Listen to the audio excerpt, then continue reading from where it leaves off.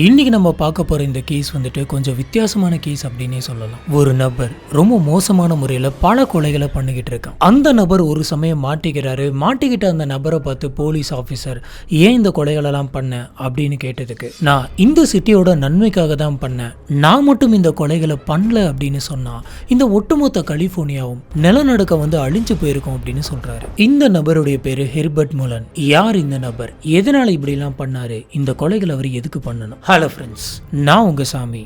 Welcome to the spot.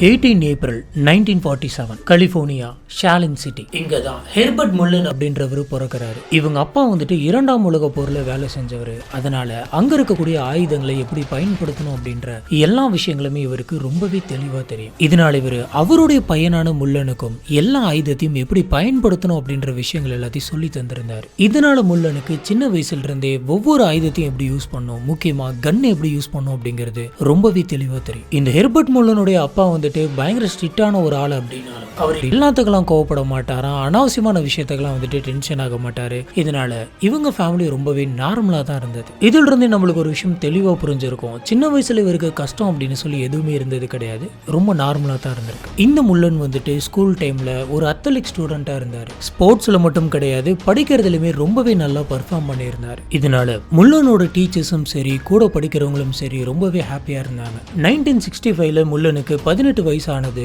அந்த சமயம் அவர் கிராஜுவேஷனை முடிச்சிருந்தாரு. இப்ப இவரு கரியருக்காக எதனாச்சும் டிகிரி பண்ணும் அப்படின்னு சொல்லி யோசிச்சுக்கிட்டு இருந்தாரு. அப்பதான் முல்லனோட அப்பா வந்து என்ன சொல்றாரு அப்படின்னு பாத்தீங்கன்னா, நான் ஆர்மியில இருந்த மாதிரி நீயும் போயிட்டு ஆர்மியில ஒர்க் பண்ண அப்படின்னு சொல்றாரு. ஆனா முல்லனுக்கு வந்துட்டு ஆர்மியில ஒர்க் பண்ணும் அப்படின்ற ஆசையே கிடையாது. அவர் ஒரு இன்ஜினியர் ஆகணும் அப்படின்னு தான் ஆசைப்பட்டாரு. யாரு கூடயாச்சும் சேர்ந்து நம்ம இன்ஜினியரிங் படிக்கலாம், தனியா படிச்சோம் அப்படின்னா கரெக்டா இருக்காது அப்படின்னு சொல்லி யோசிச்ச இவருடைய ஃப்ரெண்டான டின்னியும் கூட சேர்த்துக்கிறாரு. இவங்க 2 பேருமே ஒரு யூனிவர்சிட்டியில அட்மிஷன் போடுறாங்க. 2 பேருமே ஒன்னா படிக்கிறாங்க. 2 பேருமே மாத்தி மாத்தி ஹெல்ப் பண்ணிக்கிறாங்க. இப்படி இருக்கிறப்பதான் ஒரு நாள் டின் மட்டும் தனியா யூனிவர்சிட்டிக்கு போயிருக்காரு. அப்ப கூட முல்லன் போல. அன்னைக்குன்னு பார்த்து டின்னுக்கு ரொம்ப மோசமான ஒரு கார் ஆக்சிடென்ட் நடக்குது. இந்த விபத்து ரொம்பவே பயங்கரமா இருந்ததுனால அதே இடத்துல டின் வந்துட்டு மோசமான முறையில இறந்து போறாரு. இந்த விஷயம் உடனடியா அவர் கூட இருந்த முல்லனுக்கு தெரிய வருது. ஆனா இந்த விஷயத்த முல்லனால கொஞ்சம் கூட ஏத்துக்கவே முடியல. ஏன்னா இந்த விபத்து நடந்ததா சொல்லப்பட்ட அந்த டைமுக்கு கொஞ்சம் முன்னாடி தான் வந்து பாத்தீங்கன்னா இவர் முல்லன் கூட இருந்தாரு. ஆனா இப்படி உடனே அவர் இல்ல அப்படின்ற விஷயம் வந்துட்டு இவரால ஜீர்ணிக்கவே முடியல. இந்த விஷயத்துல இருந்து தான்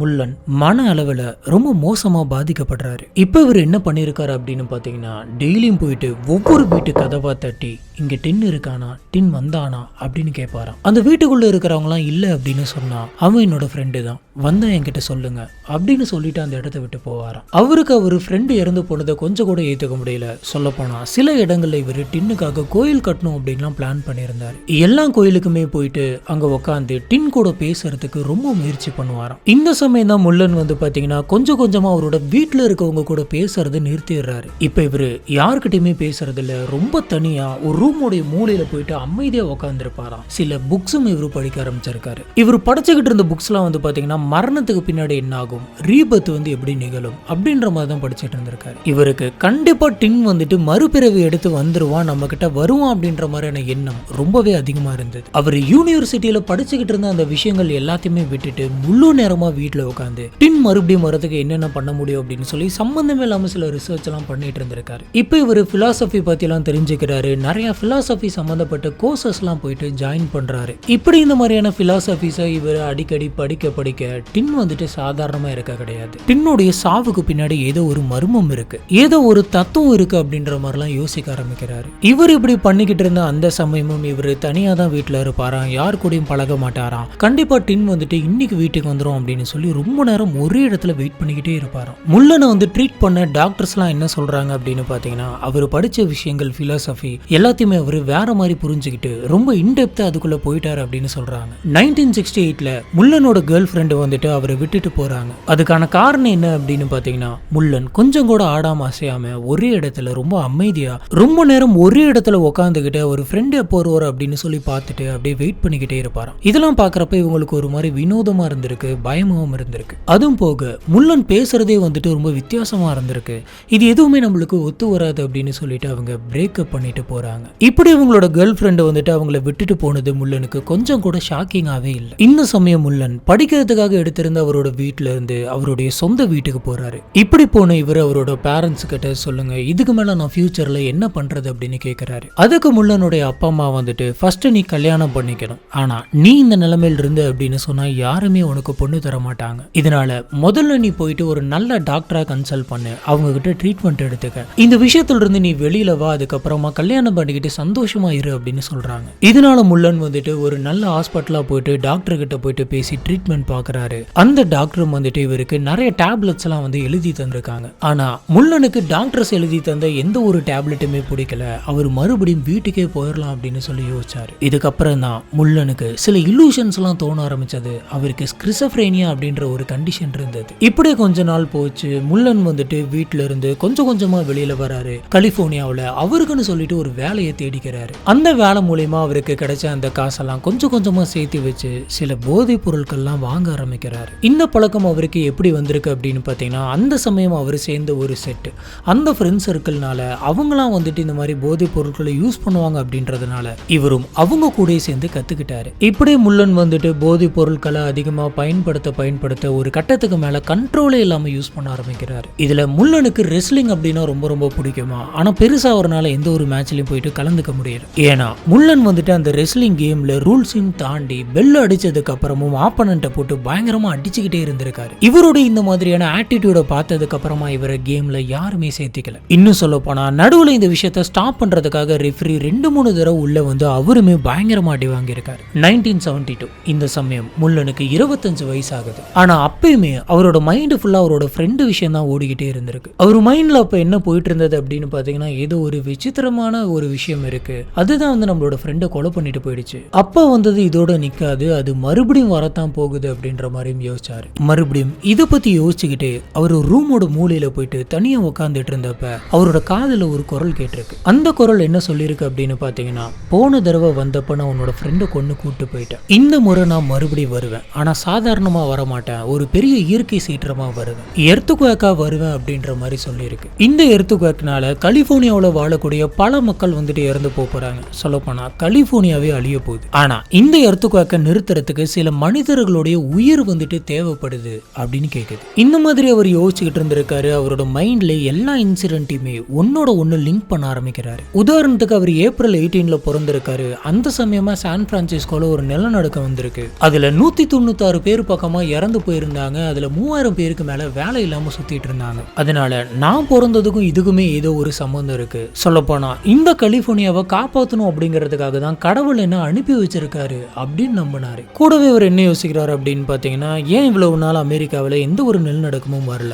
ஏன் அது வந்துட்டு யாரையும் கொலை பண்ணல அப்படின்ற மாதிரி யோசிக்கிறாரு. இவரே கேள்வி கேட்டு இவரே பதில் சொல்லிக்கிறாரு. அமெரிக்காவுக்கும் வியட்நாமுக்கும் நடுவில் ஒரு போர் வந்துச்சு. அந்த போர்ல எக்கச்சக்கமான பேர் வந்துட்டு இறந்து போனாங்க. அந்த சம்பவத்தினால இயற்கைக்கு நிறைய ரத்தம் கிடைச்சிருச்சு. அதனாலதான் அது மறுபடியும் வரதுக்கு கொஞ்சம் லேட் ஆயிருக்கு. இப்ப நம்ம திரும்பி இயற்கைக்கு ரத்தத்தை கொடுக்கல அப்படின்னு சொன்னா அது ஒரு பெரிய நிலநடுக்கமா வரப்போகுது அப்படின்ற மாதிரி நினைச்சிட்டு இருந்தாரு. சொல்லப்போனா சில மக்களை இதுக்காக நம்ம பலி கொடுக்கணும் அப்படின்ற எண்ணத்துக்கு கம்ப்ளீட்டா அவர் ப்ரிப்பேர் ஆகுறாரு. 13 அக்டோபர் 1972 காலையில முள்ளன் வந்துட்டு அவரோட வண்டி எடுத்துட்டு வெளில போறாரு. இப்படி ஒரு கார்ல போயிட்டு இருந்த அந்த சமயம் திடீர்னு அவரோட காரை ஸ்டாப் பண்றாரு. ஸ்டாப் பண்ணிட்டு இப்படி திரும்பி பாக்குறாரு. அப்ப வீடு இல்லாத ஒரு நபர் வந்துட்டு ரோட்டோரமா உட்கார்ந்து இருக்கிறத பாக்குறாரு. இவர் வேணும்னே காரை நிப்பாட்டிட்டு அந்த காரை திறந்துட்டு வெளியில வந்து பேனட்டெல்லாம் ஓபன் பண்ணி வச்சு அந்த கார் ஏதோ பெருசா ரிப்பேர் ஆயிட்ட மாதிரி, அது என்ன ரிப்பேர்னு சொல்லி இவர் பார்த்துட்டு இருக்கிற மாதிரி இவரே வந்துட்டு ஒரு பில்டப் பண்றாரு. இப்படி இவர் சீரியஸா பேனட்டை ஓபன் பண்ணி வச்சுட்டு இன்ஜினை செக் பண்ணிட்டு இருக்கிறத பார்த்த அந்த ரோட்டோரமா இருந்த 55 வயசான லாரன்ஸ் அப்படின்ற அந்த நபர், இவருக்கு இந்த இன்ஜினை சரி பண்றதுக்காக ஹெல்ப் பண்ணலாம் அப்படின்னு சொல்லி கூட வந்து நின்று என்ன பிரச்சனை அப்படின்னு பார்த்துக்கிட்டு இருந்தார். இப்படி லாரன்ஸ் அப்படின்ற அந்த நபர் வந்துட்டு அந்த கார் இன்ஜின்ல என்ன பிரச்சனை அப்படின்னு சொல்லி சீரியஸா பார்த்துக்கிட்டு இருந்த அந்த சமயம் இந்த முள்ளன் கொஞ்சம் கொஞ்சமா அப்படியே அந்த காருக்கு பின்னாடி போயிட்டு பின்னாடி இருக்கக்கூடிய டிக்கியை ஓபன் பண்ணி அவரு வச்சிருந்த ஒரு பேஸ்பால் பேட் எடுத்துக்கிட்டு பொறுமையா அவர் கொஞ்சம் கூட எதிர்பார்க்காத நேரமா பார்த்து லாரன்ஸோட தலையிலே வேக மாட்டிக்கிறார். அந்த சமயம் பாவம் லாரன்ஸ் அதை கொஞ்சம் கூட எதிர்பார்க்கல. அவரோட தலையிலிருந்து எக்கச்சக்கமா ரத்தம் போகுது. அதே இடத்துல அவர் இறந்து போறாரு. இப்படி கீழே விழுந்து செத்து போன லாரன்ஸோட காலை பிடிச்சி இவர் தரன்னு இழுத்திட்டு போயிட்டு பக்கத்துல இருந்த ஒரு புதருக்குள்ள போட்டு தள்ளுறாரு. இந்த சடலம் டக்குன்னு வெளியில தெரிஞ்சிடக்கூடாது அப்படின்றதுனால பக்கத்துல இருந்த அந்த காஞ்சி இலையெல்லாம் எடுத்துட்டு வந்து அவரோட சடலத்துக்கு மேல கொட்டி வச்சு மறைக்கிறாரு. இவர் இந்த கொலை எதுக்காக பண்ணியிருக்காரு அப்படின்னு பாத்தீங்கன்னா, அந்த லாரன்ஸை பாக்குறப்ப இவருக்கு பைபிள்ல வரக்கூடிய ஜோனா அப்படின்ற அப்படின்ற ஒரு கேரக்டர் ஞாபகம் வந்திருக்கு. இதனாலதான் இவரு இந்த கொலையை பண்ணாரு. 24 அக்டோபர் 1972 அன்னைக்கு இவர் மறுபடியும் அவரோட கார் எடுத்துட்டு ரோட்ல போயிட்டு இருந்திருக்காரு. அப்ப சுத்தி இருக்கிறவங்க எல்லாத்தையுமே பார்த்துக்கிட்டே போறாரு. யாராச்சும் அங்க டாக்ஸிக்காக வெயிட் பண்ணிட்டு இருக்காங்களா அப்படின்னு பார்த்துட்டே போறாரு. இந்த சமயம் தான் முல்லனோட கண்ணுல 24 வயசான மேரி ஃபோம் அப்படின்ற ஒரு பொண்ணு படுது. இந்த பொண்ணு ஒரு பிரிட்ஜுக்கு பக்கத்துல நின்றுட்டு இருந்திருக்கு. அந்த பொண்ணு கிட்ட போயிட்டு காரை நிப்பாட்டி, நீங்க டாக்ஸிக்கு வெயிட் பண்ணிட்டு இருக்கீங்களா? உங்களை பார்க்கும்போது ரொம்ப பதட்டமா இருக்கிற மாதிரி இருக்கு. நீங்க எங்கேயாச்சும் அவசரமா வெளியில போகணுமா அப்படின்னு சொல்லி கேட்டிருக்காரு. அதுக்கு அந்த பொண்ணு, ஆமா, நான் ஒரு முக்கியமான விஷயத்துக்காக போயிட்டு இருக்கேன். எனக்கு ஒரு ஜாப் இன்டர்வியூ இருக்கு. அதை அட்டன் பண்ணனா எனக்கு வேலை கிடைக்கும். ஆனா இந்த நேரம்னு பார்த்து பெருசா எந்த ஒரு வண்டியுமே வர மாட்டேங்குது அப்படின்னு சொல்லியிருக்காங்க. அதுக்கு முல்லன் வந்துட்டு, நீங்க எதுவும் பதட்டப்படாதீங்க, நம்மளோட கார்ல ஏறிக்கங்க, நானே போயிட்டு உங்களை டிராப் பண்ணிட்டு போறேன் அப்படின்னு சொல்றாரு. இதை கேட்ட அந்த பொண்ணும் அந்த காருடைய டோரை ஓபன் பண்ணி உள்ள போயிட்டு உட்காந்துக்கிறாங்க. ஆனா பாவம், அந்த சமயம் அவங்களுக்கு தெரியாது அவங்க இன்டர்வியூ போறதுல அவங்க சாக போறாங்க அப்படின்னு. அந்த கார் அங்கிருந்து ஸ்டார்ட் ஆகி கொஞ்ச தூரம் ரோட்ல அப்படியே போய்கிட்டே இருக்கு. திடீர்னு முல்லன் இன்னொரு பக்கத்துல இருந்து அவங்களுக்கே தெரியாம ஒரு கத்தி எடுத்து வேகனா அவங்களோட கழுத்திலே வெட்டுறாங்க. இந்த சமயம் பக்கத்துல உட்காந்துட்டு இருந்த மேரியோட கழுத்துல இருந்து பயங்கரமா ரத்தம் போயிட்டு இருந்திருக்கு. அவங்க கொஞ்சம் கூட யோசிக்கிறதுக்கு முன்னாடி அந்த கத்தி எடுத்து அவங்களோட வயிற்றுலயும் அவங்களோட செஸ்ட்லயும் குத்துறாரு. இதுக்கப்புறம் அவங்க அதே இடத்துல கீழே விழுந்து இறந்து போறாங்க. எக்கச்சக்கமா ரத்தம் போகுது. முல்லன் அந்த சடலத்தை எடுத்து பீஸ் பீஸா வெட்ட ஆரம்பிக்கிறான். இப்படி வெட்டினதுக்கு அப்புறமா வெட்டப்பட்ட துண்டுகள் எல்லாத்தையும் எடுத்து ஏதோ ஒரு மூலையில யாருக்கும் தெரியாத மாதிரி தூக்கி போட்டுறான். இதுல ஒரு கஷ்டமான விஷயம் என்ன அப்படின்னு பாத்தீங்கன்னா, இந்த சடலத்தோடைய பாகங்கள் எல்லாமே போலீஸ் ஆபீசர்ஸ்க்கு 4 மாசம் கழிச்சு தான் தெரிய வந்தது. இந்த சமயம் தான் திடீர்னு முல்லன் ஒரு இடத்துல உட்காந்து யோசிச்சுட்டு இருந்திருக்காரு, நம்ம 2 கொலையை பண்ணியிருக்கோம். இந்த மாதிரி கொலை பண்றது அப்படிங்கிறது ரொம்ப தப்பு. நான் ஏன் அப்படி பண்றேன் அப்படின்னு சொல்லி எனக்கே தெரிய மாட்டேங்குது. நான் நிறைய பாவம் பண்றேன். இதில் இருந்து நான் இப்படியாச்சும் வெளியில வரணும் அப்படின்னு சொல்லி யோசிக்கிறாரு. இதனால ஒரு சர்ச் ஃபாதர் கிட்ட போயிட்டு நம்ம பாவ மன்னிப்பு கேட்கணும் அப்படின்னு முடிவு பண்ணி அவர் ஒரு பிரீஸ்ட் கிட்ட போறாரு. இவரு, நான் செஞ்ச தப்புக்கெல்லாம் நீங்க தான் பாவ மன்னிப்பு கொடுக்கணும் அப்படின்ற மாதிரி கேட்கிறாரு. இந்த விஷயத்தை கேட்ட பிரீஸ்ட் வந்துட்டு, நீங்க அங்க ஹால்ல வெயிட் பண்ணுங்க, நான் வந்துடுறேன் அப்படின்னு சொல்லிட்டு அவரோட மத்த வேலையெல்லாம் முடிச்சுட்டு ஹாலுக்கு போயிட்டு அந்த கவுன்சிலிங் ரூம்ல சொல்லுங்க, நீங்க என்ன தப்பு பண்ணீங்க அப்படின்னு கேட்கிறாரு. இந்த சமயம் முல்லன் வந்துட்டு அந்த ஃபாதர் கிட்ட தன்னோட ஃப்ரெண்டு இறந்து போனது, யாரோ ஒரு நபர் வந்துட்டு அவங்களோட ஃப்ரெண்டை கொலை பண்ணிட்டு போனதா ஒரு குரல் கேட்டது, இவர் இன்னும் சில கொலைகளை பண்ணல அப்படின்னு சொன்னா, கலிபோர்னியா மொத்தமும் இயற்கை சீற்றத்தினால, அதாவது எர்த்குவேக்னால அழிய போகுது அப்படின்ற மாதிரி அவருக்கு இவ்வளவு நாளா நடந்த எல்லா விஷயத்தையுமே சொல்லியிருக்காரு. இதை கேட்ட பிரீஸ்ட் வந்துட்டு, நீங்க பண்ணது தப்பு அப்படின்ற விஷயத்தை நீங்களே வந்துட்டு உணர்ந்துட்டீங்க. என்ன இருந்தாலும் நீங்க வந்துட்டு ஒரு கிரைம் பண்ணிருக்கீங்க, இதை பத்தி வெளியில யாருக்கிட்டையும் சொல்லாதீங்க, சொன்னீங்கன்னா உங்களுக்கு தான் விளைவுகள் மோசமா இருக்கும் அப்படின்னு சொல்லிட்டு நீங்க கிளம்புங்க அப்படின்னு சொல்லிட்டு பிரீஸ்ட் கிளம்பி இருக்காரு. இதை கேட்ட முல்லனும் சரி நான் வரேன் அப்படின்னு சொல்லிட்டு அவரை பார்த்து டாட்டா காட்டிட்டு அந்த இடத்தை விட்டு நகர்ந்திருக்காரு. இப்பதான் அவரோட மைண்டுக்குள்ள ஒரு விஷயம் தோண ஆரம்பிக்குது. இப்படி அவருக்குள்ளே என்னென்னத்தையோ பேசிக்கிட்டு அவரு மறைச்சு வச்சிருந்த ஒரு கத்தி எடுத்துக்கிட்டு வேக வேகமா அந்த பிரீஸ்ட நோக்கி ஓடுறாரு. இதை பார்த்த பிரீஸ்ட் வந்துட்டு பயந்து அந்த இடத்தை விட்டு ஓடுறதுக்காக முயற்சி பண்ணிருக்காரு. அப்ப அவரை பிடிச்ச அவரோட கழுத்தை பிடிச்சு நெரிச்சு அந்த கத்தி எடுத்து சரமறையா வெட்டி கொலை பண்றாரு. இப்படி பிரீஸ்ட கொலை பண்ணிட்டு முல்லன் அந்த சர்ச்சோடைய பேக் டோர் வழியா தப்பிச்சு வெளில ஓடுறாரு. அடுத்த கொஞ்ச நேரத்துல போலீஸ் ஆபீசர்ஸ் அந்த இடத்துக்கு வராங்க. வந்து இந்த கொலை யார் பண்ணாங்க அப்படின்னு சொல்லி கேக்குறாங்க. அப்ப அந்த சர்ச்ல வேலை பார்க்கக்கூடிய ஒரு பொண்ணு வந்துட்டு, ஒருத்தர் வந்தாரு, அவர் ரொம்ப டார்க்கான ஒரு ட்ரெஸ் போட்டிருந்தாரு, அவர் தான் இந்த கொலையை பண்ணிட்டு இந்த சர்ச்சோடைய பேக் டோர் வழியா தப்பிச்சு ஓடினாரு அப்படின்னு சொல்றாங்க. ஆனா போலீஸ் ஆபீசர்ஸ்க்கு இந்த டீடைல்ஸ் மட்டும் பத்தல. அவன் யாரு, எங்க இருக்கான் அப்படின்னு சொல்லி ஒண்ணுமே புரியாம சுத்திக்கிட்டு இருந்தாங்க. அதுவும் அந்த காலகட்டத்தில் இப்ப இருக்கிற அளவுக்கு டெக்னாலஜி இல்ல, கேமரா இல்ல, எதுவுமே பெரிய அளவுல டெவலப் ஆகல அப்படின்றதுனால பல கொலைகளை பண்ணிட்டு இவர் எங்கேயுமே மாட்டாம சாதுரியமா தப்பிச்சிட்டு இருந்திருக்காரு. ஜனவரி 1973 முல்லனை பத்தி யாருக்குமே அப்ப வரைக்கும் தெரியல. முல்லன் அசால்ட்டா ஒரு 3 கொலையை பண்ணிட்டு நம்ம ஆர்மியில போயிட்டு ஜாயின் பண்ணிடலாம் அப்படின்னு சொல்லி அமெரிக்கன் ஆர்மிக்கு போயிட்டு அவரோட ஃபார்ம் எல்லாம் ஃபில் பண்ணி தந்திருக்காரு. அங்க முல்லனுக்கு பிசிக்கல் டெஸ்ட் அப்புறம் மென்டல் டெஸ்ட் ரெண்டுமே எடுக்கிறாங்க. இப்படி இவரை டெஸ்ட் பண்ணப்ப இவரோட மெடிக்கல் ரிப்போர்ட்ஸ் எல்லாம் வச்சு இவர் போதைப் பொருள்லாம் யூஸ் பண்ணக்கூடிய ஒரு நபர் அப்படின்றது தெரியுது. அதனால முல்லனுக்கு அந்த இடத்துல வேலை கிடைக்கல. இந்த விஷயம் வந்து பாத்தீங்கன்னா முல்லனுக்கு ரொம்ப கஷ்டமா இருந்தது. எல்லாமே நல்லா தான் போயிட்டு இருந்தது. ஆனா நான் பண்ண இந்த தப்புனால என்னோட கெரியரே வந்துட்டு நாசமா போயிருச்சு அப்படின்ற மாதிரி அவர் யோசிக்க ஆரம்பிக்கிறாரு. இந்த விஷயங்கள் பத்தி எல்லாம் இவர் திங்க் பண்ணிக்கிட்டே மறுபடியும் அவரோட வீட்டுக்கே வராரு. இதுக்கப்புறமா இவர் வீட்டுல பொறுமையா உட்காந்து அவருக்கு என்ன நடந்துச்சு அப்படின்ற பழைய விஷயங்கள் எல்லாம் வந்துட்டு ஞாபகப்படுத்தி பாக்குறாரு. இந்த சமயம் தான் இவருக்கு முறையா போதைப் பொருள் வாங்கி தந்த ஒரு நபர் வந்துட்டு ஞாபகத்துக்கு வராரு. அந்த நபருடைய பேர் வந்துட்டு ஜிம். இவன் நம்மளுக்கு போதைப் பொருள் வாங்கி தந்ததுனாலதான் நம்மளோட நிலைமை வந்துட்டு இந்த அளவுக்கு மோசமா போயிருச்சு அப்படின்னு சொல்லி யோசிச்ச இவர், அவன் இப்ப எங்க இருப்பான், அவனோட அட்ரஸ் என்ன அப்படின்னு சொல்லி அவனோட ஃப்ரெண்ட்ஸ் எல்லாத்துக்கிட்டுமே வந்துட்டு விசாரிக்கிறாரு. இது மூலியமா முல்லனுக்கு ஜிம்மோடைய அட்ரஸ் வந்துட்டு கிடைக்குது. 25th January 1973 முல்லனுடைய ஃப்ரெண்ட்ஸ் ஃப்ரெண்ட்ஸ்லாம் சொன்ன அந்த அட்ரஸை தேடி இவர் போறாரு. அங்க போயிட்டு அந்த வீட்டுடைய கதவை தட்டுறாரு. இப்படி இவர் கதவை தட்டினப்ப ஒரு பொண்ணு அந்த கதவை திறந்துட்டு வெளியில வந்து உங்களுக்கு என்ன வேணும் அப்படின்னு கேக்குறாங்க. அந்த பொண்ணுக்கு பின்னாடி அவங்களோட வீட்டுக்குள்ள 2 குழந்தைங்க வந்துட்டு விளையாண்டுகிட்டு இருந்தது. உடனே முள்ளன் வந்துட்டு அந்த லேடியை பார்த்து ஜிம் வந்துட்டு எங்க அப்படின்னு கேக்குறாங்க. ஜிம்மா? யாரு ஜிம்? எனக்கு யாரையும் அப்படி தெரியாது அப்படின்னு சொல்லி அவங்க சொல்றாங்க. உடனே அவரு ஜிம் அப்படின்ற ஒரு பையன் இருக்கான், அவன் என் கூட தான் ஸ்கூல்ல படிச்சான், அவன் பாக்குறதுக்கு இப்படி இருப்பான் அப்படின்னு எல்லா விதமான டீட்டெயிலுமே சொல்லியிருக்காரு.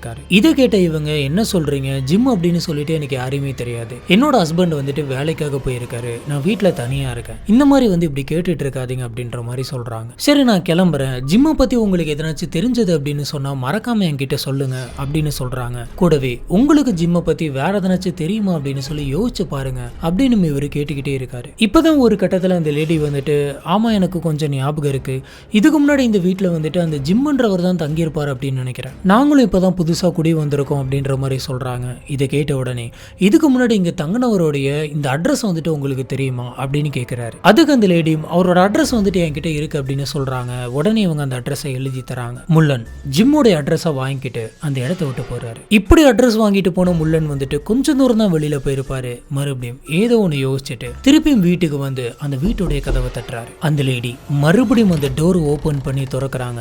அவங்க திறந்த உடனே இவர் அவர்கிட்ட இருந்த துப்பாக்கி எடுத்து 3 தடவை சொல்றாரு. இதுல அந்த லேடி அதே இடத்துல சரிஞ்சு கீழே விழுந்து இறந்து போறாங்க. மறுபடியும் அவரு கன்னை லோட் பண்ணிட்டு உள்ள விளையாண்டுட்டு இருந்த அந்த 2 குழந்தைங்களையும் 2 தடவை சொல்றாரு. இப்படி ஒரே இடத்துல 3 கொலையும் பண்ணிட்டு இவரு கார்ல அசால்ட்டா உட்காந்து ஜிம்மோட அட்ரஸ் எடுத்துக்கிட்டு ஜிம்மை தேடி போறாரு. ஒரு கட்டத்துல இவரு இந்த அட்ரஸை வச்சு ஜிம்மோட வீட்டுக்கு போயிட்டு அந்த வீட்டோட கதவை தட்டுறாரு. அந்த வீட்டுக்குள்ள ஜிம் அப்புறம் அவங்களோட ஒய்ஃபும் இருந்திருக்காங்க. இந்த ஜிம் வந்துட்டு முள்ளனை பார்த்த உடனே ஷாக் ஆகுறாரு. ஜிம் என்ன நினைக்கிறாரு அப்படின்னு பாத்தீங்கன்னா முள்ளனை பார்த்த உடனே ஓ இவனா, இவன் எதுக்கு இங்க வந்தான், ஒருவேளை நம்ம கிட்ட போதை பொருள் வாங்குறதுக்காக வந்திருப்பானோ அப்படின்னு யோசிக்கிறாரு. இதனால இவரு முள்ளனை பார்த்து நீ தனியாவா நம்ம பேசலாம் அப்படின்னு சொல்லி கூட்டிட்டு போயிட்டு உனக்கு என்ன போதை பொருள் தானே வேணும், நான் ரெடி பண்ணி தரேன், இப்போதைக்கு கிளம்பு, சரி உனக்கு எந்த மாதிரியான போதை பொருள் வேணும் அப்படின்ற மாதிரிலாம் கேட்டிருக்காரு. இதுக்கு முள்ளன் வந்துட்டு எதுவுமே பேசாம துப்பாக்கி எடுத்து அவரோட தலையில வச்சு 2 தடவை சொல்றாரு. இந்த சத்தம் கேட்டு ஜிம்மோட ஒய்ஃப் வந்துட்டு வெளியில ஓடி வராங்க. அங்க என்ன நடந்துச்சு அப்படின்றத யோசிக்கிறதுக்குள்ளாரு ஜிம்மோட ஒய்ஃபை 3 தடவை சுட்டு கொன்னுட்டு கிட்டத்தட்ட ஒரு 5 மணி நேரத்துக்குள்ளே இவர் 5 கொலையை பண்ணிட்டு அந்த இடத்த விட்டு வந்திருக்காரு. இப்படி எல்லா விஷயத்தையுமே ரொம்ப அசால்ட்டா பண்ணிட்டு போயிட்டு இருந்திருக்காரு. ஆனா போலீஸ் ஆபீசர்ஸ்னால இவரை கண்டுபிடிக்கவே முடியல. போலீஸ் ஆபீசர்ஸ் வந்துட்டு வேற மாதிரி தான் கனெக்ட் பண்ணிக்கிட்டாங்க. அதாவது இதுக்கு முன்னாடி இவர் கதவை தட்டி 3 பேர்த்த கொலை பண்ண அந்த லேடியோடைய ஹஸ்பண்டுக்கும் இந்த ஜிம்முக்கும் போதை பொருள் சம்பந்தப்பட்ட ஏதோ ஒரு பிரச்சனை போயிட்டு இருந்தது. இதனாலதான் இவங்க சுட்டுக்கிட்டு செத்துட்டாங்க. இந்த சண்டைனால ஜிம் தான் போயிட்டு அவங்களோட ஒய்ஃபையும் அவங்க 2 குழந்தைகளும் கொலை பண்ணிருக்கணும். இந்த விஷயம் தெரிஞ்சதுக்கு அப்புறமா அந்த லேடியோட ஹஸ்பண்ட் வந்துட்டு இவரையும் இவரோட ஒய்ஃபையும் கொலை பண்ணிருக்கணும் அப்படின்ற மாதிரி நினைச்சு கேஸ் அங்கே வந்து லிங்க் பண்ணிக்கிட்டாங்க. இப்படி இவங்க உள்ளுக்குள்ளே லிங்க் பண்ணிக்கிட்டதுனால உண்மையான குற்றவாளியான முள்ளன் வந்துட்டு தப்பிக்கிறாரு. 1973 பிப்ரவரிக்கு நடுவுல முள்ளன் வந்துட்டு ரொம்பவே ஜாலியா வெளியில சுத்திட்டு இருந்தாரு. அடுத்து யார் கிடைப்பா அப்படின்னு பாத்துக்கிட்டு இந்த சமயம் தான் முள்ளனோட கண்ணுல ஒரு டென்ட் படுது. அந்த டென்ட்டுக்குள்ள 4 பேர் வந்துட்டு அவங்களோட பிக்னிக்கை என்ஜாய் பண்ணிட்டு இருக்காங்க. இந்த சமயம் முள்ளன் வந்துட்டு அவங்க பக்கத்துல போயிட்டு நீங்களாம் யாரு, எதுக்காக இங்க வந்து டென்ட் போட்டிருக்கீங்க,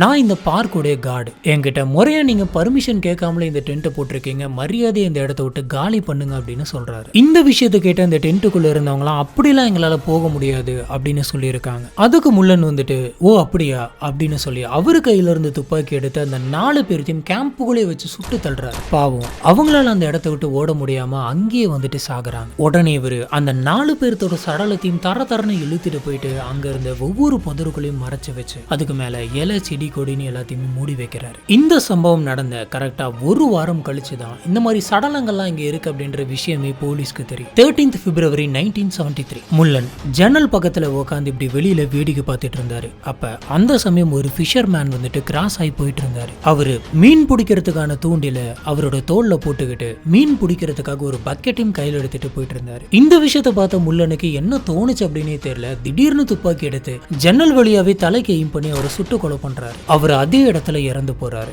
ரொம்பவே அமைதியா இயங்கிட்டு இருந்த அந்த சிட்டில திடீர்னு ஒரு சுடுற சத்தம் கேட்கவும் எல்லாருமே அவங்களோட வீட்டை விட்டு ஆபீஸ் விட்டு வெளில வந்து பாக்குறாங்க. பார்த்தப்ப இந்த மாதிரி ஒருத்தர் சுடப்பட்டு இறந்திருக்காரு அப்படின்னு தெரியுது. சுத்தி பாக்குறாங்க, யாரு எங்க இருந்து சுட்டாங்க அப்படின்னு தெரியல. அங்க இருக்கிற மக்கள் எல்லாருமே சுத்தி நின்று இந்த கொலையை யார் பண்ணிருப்பா அப்படின்னு சொல்லி பேசிக்க ஆரம்பிக்கிறாங்க. இப்ப வீட்டுக்குள்ள இருந்த முள்ளனும் அந்த வீட்டை விட்டு வெளில வந்து ஐயோ இப்படி ஒரு கொலை நடந்திருக்கு, இந்த கொலை யார் பண்ணியிருப்பா அப்படின்னு அவரும் கேட்கறாரு. இப்படி எல்லாருமே பேசிக்கிட்டு இருக்க இந்த கும்பல்ல இருந்த ஒருத்தர் வந்துட்டு இந்த ஊருக்குள்ள ஒரு தொடர் கொலையாளி இருக்கான், அவன் தான் இந்த மாதிரியான கொலைகள் எல்லாம் பண்ணிட்டு இருக்கான் அப்படின்னு சொல்ல ஆரம்பிக்கிறாரு. இந்த சமயம் எல்லாருமே அங்கதான் இருந்திருக்காங்க. ஆனா முள்ளன் மட்டும் எதுவுமே பேசாம அந்த இடத்த விட்டு நகர்ந்து வெளியில போறாரு. இந்த விஷயத்த அங்க இருந்தவங்க எல்லாருமே பாக்குறாங்க. இதுக்கப்புறம் போலீஸ் ஆபீசர்ஸ் அந்த இடத்துக்கு வராங்க. வந்ததுக்கு அப்புறமா அங்க இருந்த எல்லாத்தையுமே விசாரிக்கிறாங்க. நிறைய பேருக்கு முள்ளன் மேல சந்தேகம் இருந்தது. ஏன்னா அந்த ஏரியாவிலே ரொம்ப வித்தியாசமா விசித்திரமா சுத்திட்டு இருக்கிறது அவர் தான். போலீஸ் ஆபீசர்ஸ் முள்ளன் கிட்ட வந்து உங்களை கொஞ்சம் விசாரிக்கணும், நீங்க வாங்க அப்படின்னு சொல்லிட்டு அவங்க கூடிய ஸ்டேஷனுக்கு கூட்டிட்டு போறாங்க. இந்த சமயம் போலீஸ் வந்துட்டு என்ன யோசிச்சாங்க அப்படின்னு பாத்தீங்கன்னா, கண்டிப்பா நம்ம கூப்பிட்ட முள்ளன் வந்துட்டு வரமாட்டார் அப்படின்னு நினைச்சாங்க. ஆனா அதான் இல்ல. போலீஸ் ஆபீசர் வந்து உங்களை கொஞ்சம் விசாரிக்கணும் அப்படின்னு சொன்ன உடனே முள்ளன் எதுவுமே பேசாம கூட வராரு. இந்த இன்வெஸ்டிகேஷன்ல முள்ளனை விசாரிச்சப்ப முள்ளன் சொன்ன இந்த விஷயங்கள் எல்லாத்தையுமே கேட்ட போலீஸ் ஆபீசர்ஸ்க்கு பயங்கர ஷாக்கிங்கா இருந்தது. ஏன்னா இவரு இந்த கொலைகள் எல்லாத்தையுமே நான் தான் பண்ணேன், இது எல்லாத்தையுமே இந்த கலிபோர்னியா மக்களை நான் காப்பாற்றணும் அப்படிங்கிறதுக்காக தான் பண்ணேன். இந்த இயற்கைக்கு வந்துட்டு சில ரத்தம் தேவைப்படுது, ஒருவேளை இந்த கொலைகளை நான் பண்ணாம இருந்திருந்தேன் அப்படின்னு சொன்னேன். கலிபோர்னியாவில் மிகப்பெரிய அளவில் பூகம்பம் வந்திருக்கும், இதனால நிறைய மக்கள் வந்துட்டு இறந்து போயிருப்பாங்க, இல்ல ஒட்டுமொத்த கலிபோர்னியாவுமே அழிஞ்சிருக்கும் அப்படின்னு சொல்றாரு. இந்த மாதிரி தான் பண்ணது வந்துட்டு நல்லதுக்காக தான் அப்படின்ற மாதிரி போலீஸ் ஆபீசர்ஸ் எல்லாத்துக்கிட்டையுமே பேசி நம்ப வச்சுக்கிட்டு இருந்தாரு. இதுக்கப்புறம் போலீஸ் ஆபீசர்ஸ் இவரை அரெஸ்ட் பண்ணி உள்ள வைக்கிறாங்க. ஆனா இதுக்கப்புறம் தான் இந்த கேஸ்ல ஒரு பயங்கரமான ட்விஸ்ட் அப்படின்னு சொல்லலாம். சொல்லப்போனா இது ட்விஸ்ட் அப்படின்றத தாண்டி இது ஒரு கோ இன்சிடென்ஸ் அப்படின்னு சொல்லலாம். இவரை அரெஸ்ட் பண்ண ஒரு 8 நாளைக்கு அப்புறமா கலிபோர்னியாவில் உண்மையாலுமே ஒரு நிலநடுக்கம் வருது. இந்த நிலநடுக்கம் 5.8 அப்படின்ற ஹெக்டர்ல வந்திருக்கு. ஆனா இப்படி வந்து இந்த நிலநடுக்கத்தினால இவர் சொல்ற மாதிரி எந்த ஒரு பெரிய பாதிப்புமே இல்லை. இந்த விஷயத்த உள்ளுக்குள்ள இருந்து தெரிஞ்சுக்கிட்ட முள்ளன் வந்துட்டு இப்ப மட்டும் என்ன நீங்க வெளியில விடல அப்படின்னு சொன்னான். வெளியில் நிலநடுக்கம் வந்துடும், இன்னும் நிறைய பேர் செத்து போயிடுவாங்க, சொல்ல போனா கலிபோர்னியாவே காலி ஆயிடும் அப்படின்ற மாதிரி பேசிட்டு இருந்திருக்காரு. ஏப்ரல் 11, 1973 இந்த முள்ளனோட கேஸ் வந்துட்டு கோர்ட்டுக்கு வருது. எல்லாருமே இவருக்கு மனநல சரியில்லை, அதனாலதான் இவர் இந்த மாதிரி நடந்துக்கிறாரு அப்படின்ற மாதிரி பேச ஆரம்பிச்சாங்க. ஆனா அவரோட ஆக்டிவிட்டிஸ் எல்லாம் பாக்குறப்ப ரொம்பவே காமா இருக்கக்கூடிய ஒரு ஜென்டில்மேன் மாதிரி இருந்திருக்காரு. இந்த சமயம் இவருக்கு நிறைய மெடிக்கல் ரிப்போர்ட்ஸ் எல்லாம் எடுத்திருக்காங்க. இந்த மாதிரி நிறைய விஷயங்கள் வந்துட்டு கோர்ட்ல போயிட்டு இருந்தது. ஆனா இவரோட லாயர் வந்துட்டு என்ன சொல்லியிருக்காரு அப்படின்னு பாத்தீங்கன்னா, நீங்க எல்லாருமே சொல்ற மாதிரி முள்ளனுக்கு பெருசா இந்த ஒரு பிரச்சனையுமே கிடையாது, அவர் ரொம்ப நார்மலா தான் இருக்காரு, அவரா தான் இந்த மாதிரியான கொலைகள் எல்லாம் பண்ணியிருக்காரு அப்படின்ற மாதிரி சொல்றாங்க. இதுக்காக அவர் என்ன பாயிண்ட் எடுத்து வைக்கிறாரு அப்படின்னு பாத்தீங்கன்னா, சாதாரணமா மனநல பாதிக்கப்பட்ட யாராச்சும் ஒருத்தங்களா இருந்திருந்தா ஒருத்தங்களை கொலை பண்ணிட்டு அந்த கொலையோட வந்திருப்பாங்க. உதாரணத்துக்கு சொல்லணும் அப்படின்னா, இவர் ஜிம்மை கொலை பண்றதுக்காக அந்த அட்ரஸை வச்சுட்டு ஒரு வீட்டு கதவை தட்டி இருக்காரு. அங்க ஒரு லேடி வெளியில வந்திருக்காங்க, அவர்கிட்ட ஜிம்மோட அட்ரஸை வாங்கிட்டு இவர் வெளில போயிருக்காரு. இப்படி போன இவர் போயிட்டு ஜிம்மை மட்டும் கொலை பண்ணிருக்கலாம். ஆனா நாளைக்கு போலீஸ் வந்து விசாரிச்சாங்க அப்படின்னு சொன்னா இந்த லேடி இந்த நபர்கிட்ட தான் நான் அட்ரஸ் கொடுத்தேன் அப்படின்ற விஷயத்த சொல்லிடுவாங்க அப்படின்றதுக்காக இவர் சம்பந்தமே இல்லாம அந்த வீட்டுல இருந்த அந்த லேடியும் கூட இருந்த அந்த 2 குழந்தைகளையும் கொலை பண்ணிருக்காரு. நம்ம மாட்டிக்க கூடாது அப்படிங்கறதுல ரொம்பவே தெளிவா இருந்திருக்காரு அப்படின்னு சொல்றாரு. அதுவும் போக இவர் 2 பேர்த்த கொலை பண்ணிட்டு அதுக்கு பாவ மன்னிப்பு கேட்கறதுக்காக ஒரு பிரீஸ்ட போயிட்டு மீட் பண்ணிருக்காரு. அவர்கிட்ட நம்ம எல்லாம் உண்மையும் சொல்லிட்டோம், எங்க இவர் வெளியில போயிட்டு சொல்லிடுவாரோ அப்படின்ற பயத்துல அவரையும் கொலை பண்ணிருக்காரு. இந்த மாதிரி இவர் மாட்டிக்க கூடாது அப்படின்றதுல ரொம்பவே தெளிவா தான் இருந்திருக்காரு. இவருக்கு மென்டலி எந்த ப்ராப்ளமும் கிடையாது. அப்படியே ஒரு சில விஷயங்கள்னால டிப்ரெஸ் ஆகியோ பாதிக்கப்பட்டிருந்தாலும் அதனால இவர் இந்த கொலைகளை பண்ண கிடையாது. இவர் ரொம்பவே நார்மலான மனநிலையில தான் இந்த கொலைகளை பண்ணியிருக்காரு. இதனால இவருக்கு தகுந்த தண்டனையை கொடுக்கணும் அப்படின்ற மாதிரி அவர் வாதாடி இருக்காரு. இதுக்கப்புறமா கோர்ட்ல இவருக்கு வாழ்நாள் முழுக்க இவர் ஜெயில தான் இருக்கணும் அப்படின்ற மாதிரியான தண்டனையை கொடுக்கறாங்க. இதுதான் வந்து பாத்தீங்கன்னா இன்னைக்கு நம்ம பாக்குறது இந்த கேஸ். இந்த கேஸை பத்தி உங்களுக்கு என்ன தோணுது அப்படிங்கறத கீழே இருக்கக்கூடிய கமெண்ட் பாக்ஸ்ல மறக்காம ஸ்பாட் பண்ணுங்க. இந்த கேஸை பத்தி நம்ம அங்க டிஸ்கஸ் பண்ணலாம்.